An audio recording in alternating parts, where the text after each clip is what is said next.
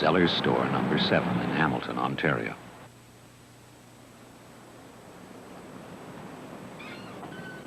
This is Zellers employee, Lewis Penick, better known as Louis. Opening the doors at store number 7, along with fixing his daily peanut butter and jelly sandwich and choosing which bow tie to wear, is part of Louis's morning routine. A routine he began in 1931, 50 years ago.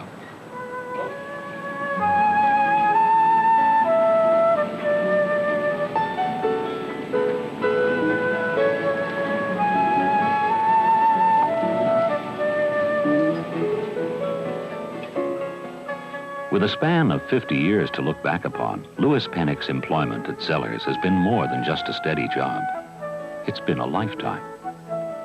Talking with Louis about those years at number 7 is almost like talking of the history of Zellers itself.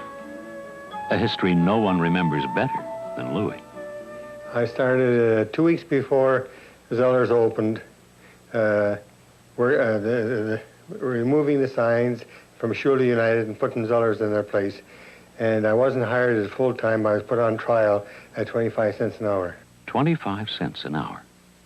Today you can hardly buy a pack of gum with it, but in 1931... When I first started, there was very few items that were over $2. Consequently, most of the registers rang up to $5 and no more.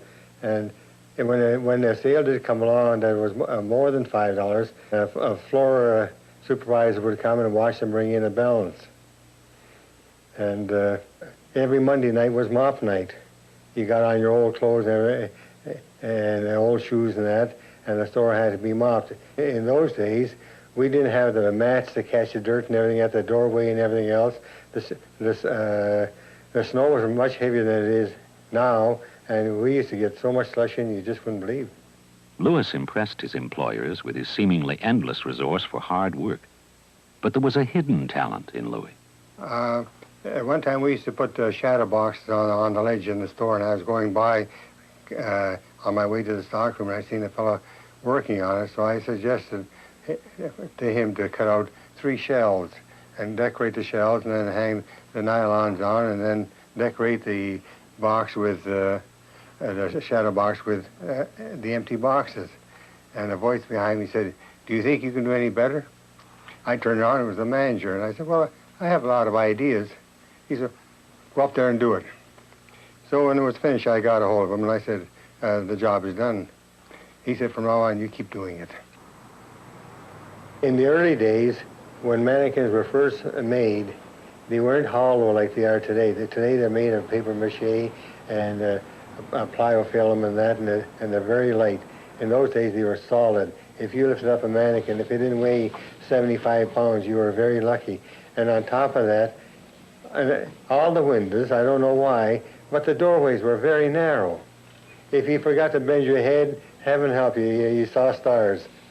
And meantime, when I would be trimming a window, like we would put lingerie in, we would put panties and slips in.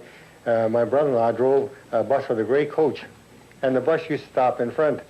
And this one time I had a handful of panties, and he stopped out in front to get his attention. I was waving the panties like mad to get his attention. And when he looked up, everybody snickered in the bus. He just put his head down and drove away.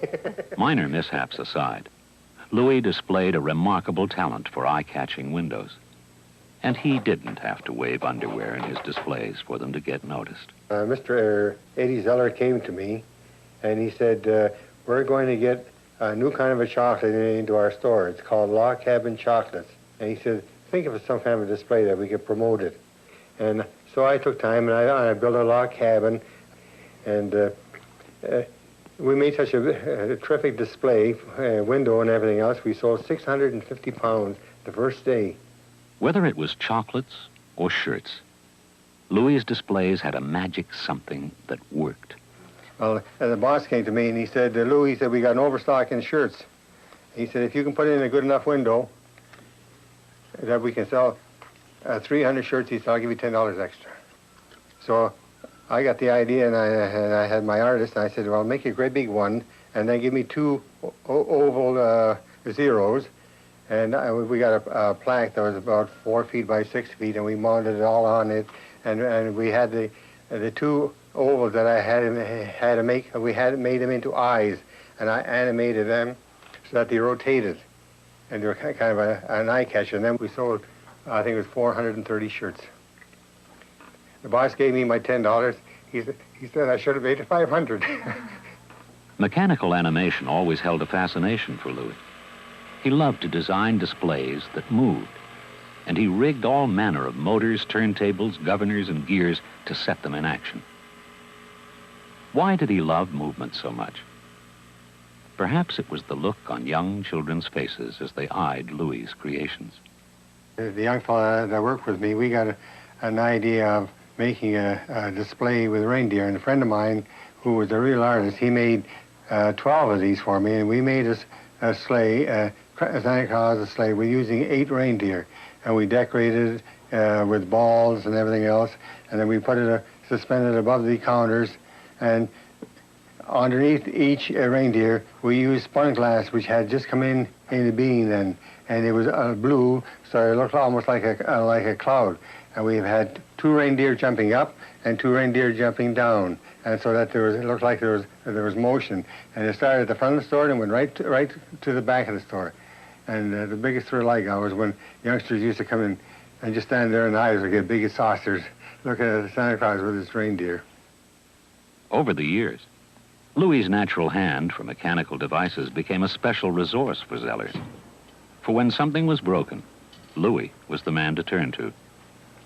I've always been curious, and things that somebody else could do always intrigued me. And anytime anybody come in the store to do any repair work, I watched them like a hawk. And I could see these men when they came in to repair the doors and that, they'd have a coffee break and every kind of a break and everything else. And so I would I said to the boss, I think I can do it. He said, well, try it. So I took the doors off, took the threshold off, took the hinge out, put another hinge in. I was done in less than half an hour, and I couldn't believe it. It was so simple, but these fellows made it a production.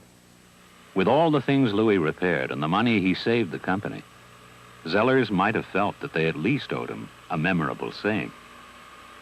Mr. W.I. Ryan, then manager of store number 7 and later general manager of Zellers Limited, was the person to coin it. When something was broken, he used to say, "Give it to Louis. If he can't fix it, throw it out." There's a large number of managers that went through here, and with each of them, Louis had a special relationship, and he made each of them feel that they were really the king of the mountain, and that all the special things he did only for them. But in fact, as you've probably learned, Louis is a giver, and he does them for everybody. I can remember when I was out picking raspberries, I would never sit home idle. I'd find some kind of work, and on the way home, a man stopped and picked me up. He asked me what I've been doing and what my ambition was and all the rest of it, and I told him that how far I had walked in the morning to be able to make a little bit of money that day. And when I was getting off at my destination, he put his hand in his pocket and he gave me a whole handful of change. I think it was very close to $2 in silver. And I looked at him, I said, "Gee, I won't be able to pay you back." He said, "I don't want you to pay it back." He said, "I want you to pass it on." And that's what I've been doing. Jean Penick, Louis's wife, shares with him a love and talent for display. She's won many of Canada's highest honors in the field of floral design. But she always traces her accomplishments back to Louis. Some of the ways that Louis has passed it on has been by acting things in his life. We helped the blind for a good many years with their bowling league and their dances and many other ways, fixing washers on taps, fixing lights that wouldn't work, things of that type. He's always busy. People say, "What's your hobby, Louis?" And I say, it's helping other people. I would never have been able to have the achievements in my life if it hadn't have been for Louis. Because Louis and Jean Penick are an inseparable team. We were married on September the 11th, and on the day that we held my trousseau tea was the day that they declared war. And Louis and I made it a pact that we would never have war between ourselves. 7 years ago, after 44 years at store number 7, Louis retired. At his testimony dinner, speaker after speaker commented on what a great loss would be felt at number 7. Louis must have been listening, for he showed up for work the very next day. I enjoy my work. I really do. A couple of years ago, I went to a hardware store, and I was looking for a certain type of a thing to fix up a display. I got exactly what I wanted. On the way back to the store, I was quite happy, and I was whistling. And I met an elderly couple coming towards me. When I got close, the lady grabbed me by the arm. She said, she said, it's a long time since I've heard anybody whistle. She kind of took me by surprise, and I said, well, I think you're right. I said, it's almost as rare as hearing the birds sing anymore. Animals of all sorts will come to Louis. We've got a raccoon that comes onto our patio up there. I had my brother's grandchildren were at the cottage this summer, and they laughed and they called it the Penick Zoo. This tribute to Lewis Penick is a reminder that greatness is a gift we receive by giving. A reminder of the good stroke of fortune that in 1931, Zellers hired a young man named Lewis Penick to work in store number 7. How lucky is Zellers to have an employee like Lewis Penick? After 50 years, we're still finding out. Well, I've always believed in casting my braid on the water and having it come back tenfold. And I've always found that whenever I was in trouble or needed help, there's always somebody come forth. And I've always placed God first, others second, and myself third.